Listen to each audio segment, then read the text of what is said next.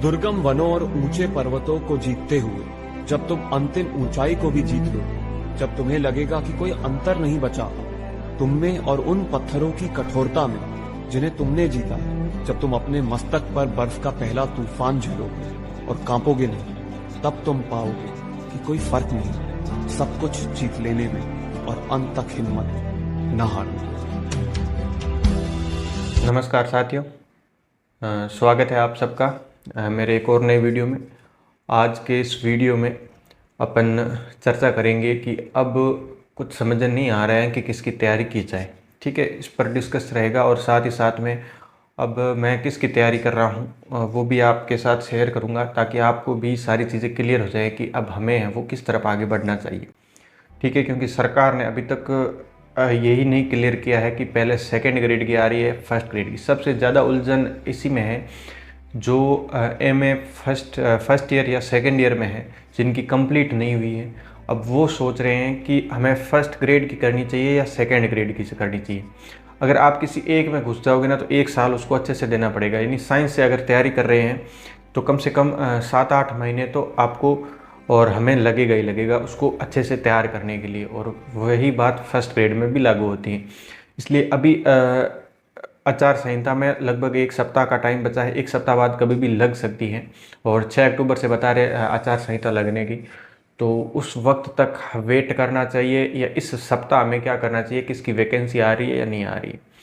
ठीक है, मेरे खुद के एमए फर्स्ट ईयर है और अगर अभी वैकेंसी आ जाती है तो मैं तो एलिजिबल नहीं होऊंगा, और मेरे तरह कई साथी ऐसे भी हैं जो एलिजिबल नहीं होंगे अगर फर्स्ट ईयर में है। और इस वैकेंसी आ जाती है जिनके सेकेंड ईयर स्टार्ट हुआ है, वो भी इस उलझन में होंगे कि अपने एग्ज़ाम है वो कब तक होता है, एलिजिबल हो पाऊँगा या नहीं हो पाऊँगा।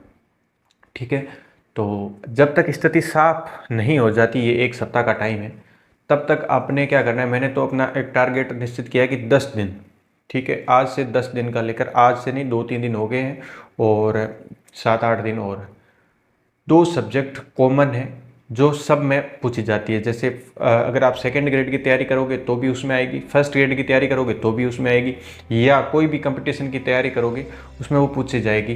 तो इस हिसाब से आप भी 2 सब्जेक्ट साथ में लेकर चल सकते हैं। जैसे मैंने 2 सब्जेक्ट है, एक तो है ये भारत का संविधान वाला,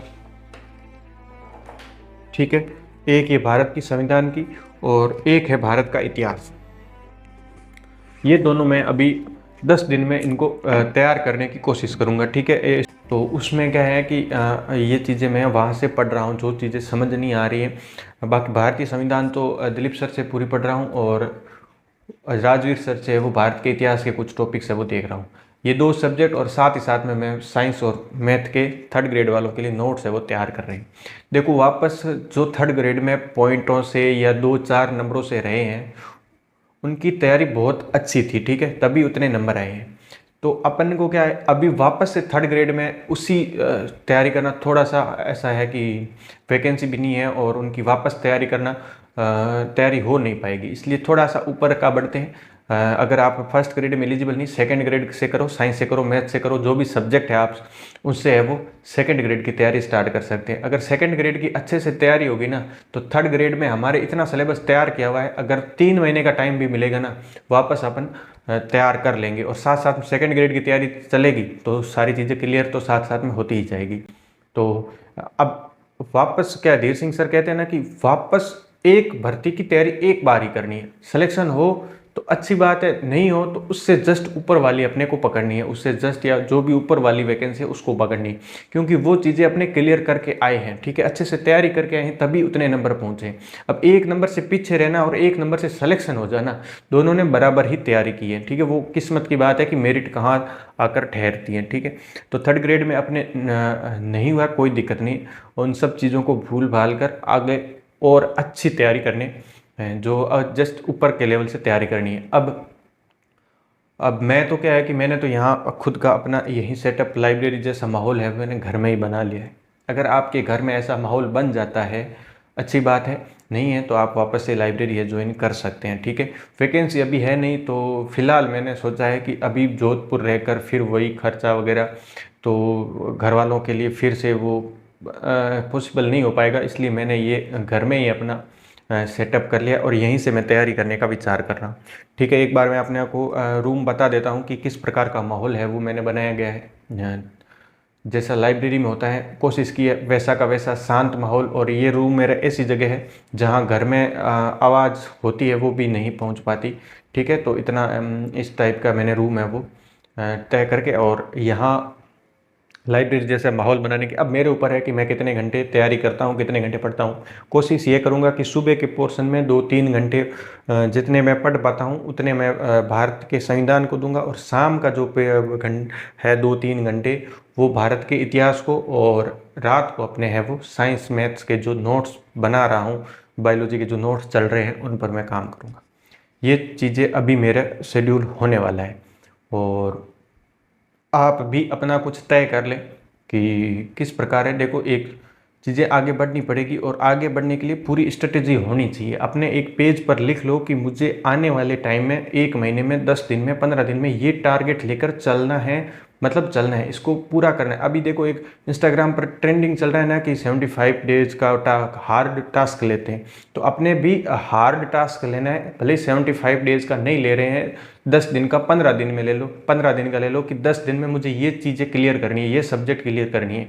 ठीक है, कोई भी सब्जेक्ट हो सकती है। अब मैंने मेरे कमजोरी के हिसाब से चुनी, क्योंकि जैसे RS का एग्ज़ाम हुआ है पीछे, EORO का हुआ है, या राजस्थान की या कोई भी वैकेंसी आती है, संविधान के बहुत अच्छे अच्छे प्रश्न और बहुत ज़्यादा प्रश्न पूछ रहे हैं, इसलिए, और वो कमजोरी है, तो इस हिसाब से मैंने वो सब्जेक्ट है वो तैयार करने की सोची। आपकी जो कमजोरी है, आपको लग रहा है कॉमन, जो चीज़ें नहीं समझ आ रही उसको 10-15 दिन में क्लास लेकर करो या सेल्फ स्टडी से करो, कैसे भी है वो क्लियर है वो कर लो। ठीक है, और तब तक सारी स्थितियाँ क्लियर हो जाएगी कि पहले कौन सी फर्स्ट ग्रेड की आ रही है या सेकंड ग्रेड की आ रही है, कितना क्या टाइम लग रहा है, सारी चीज़ें क्लियर है। और जिनके MA कंप्लीट है उनको सोचने की ज़रूरत नहीं, अच्छा सा कोई कोर्स ले लो, या सेल्फ स्टडी से करो तो सेल्फ स्टडी से, और अपनी तैयारी है वो स्टार्ट कर दो। और इसी, और कुछ कोई डाउट्स हो तो अपने टेलीग्राम पर बता देना, ट्रिकी साइंस नाम से टेलीग्राम है, और कमेंट सेक्शन में भी कुछ डाउट्स है वो आप रख देना। अगले वीडियो में या जैसे पॉसिबल होगा मैं आपको उस डाउट को क्लियर करने की पूरी कोशिश करूँगा।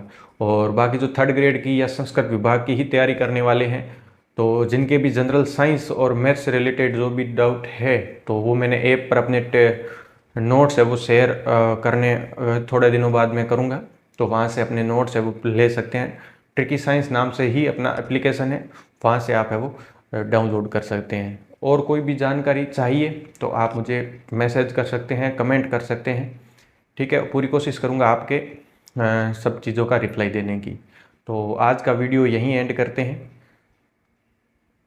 बाकी अगले वीडियो में मिलेंगे जब भी टाइम मिलेगा, और तब तक आप ही कोई 2 सब्जेक्ट 3 सब्जेक्ट लेकर बैठ जाओ, और 10-15 दिन में 1 सब्जेक्ट को 2 सब्जेक्ट को निपटा दो। ठीक है, धन्यवाद, जय हिंद। इत्तेफाक है क्या मिलना तुम्हारा, वक्त कैसा बेपरवाह, हाँ चल पड़ा पीछे पीछे तुम्हारे, मैं भी संग बेपरवाह, बेवजह हुई सारी वजह, बेचैनियां हैरानी